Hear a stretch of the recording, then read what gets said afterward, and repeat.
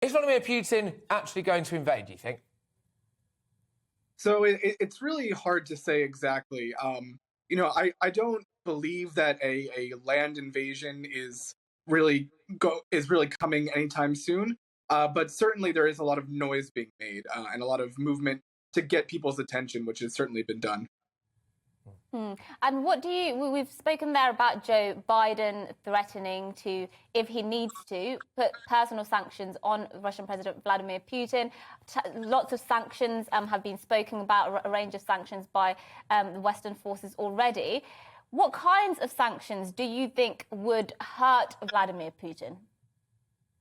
Well, I think the ones that personally name him that could affect his own personal finances and business relationships, as well as those of close allies of his, would really be perhaps the most damaging, as well as those sanctions that really hurt the Russian economy, where it's the most vulnerable. So on issues like energy and oil, gas, things like that. And you mentioned their energy, and of course in the UK and much of the world, there's a bit of an energy crisis, to say the least, going on.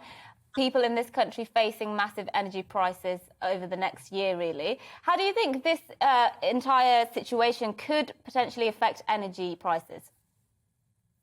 Well, I think that if sanctions were put in place on Russian oil and gas, that it definitely could make energy prices go up around the world.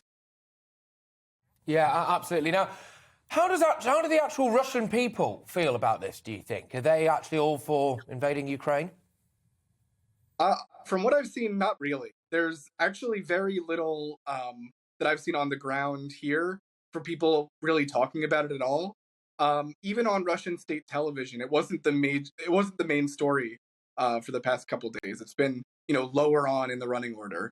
So it's not really that everyone here is kind of looking for an invasion or excited for a war, but it just seems to be something that it's going on kind of the higher levels.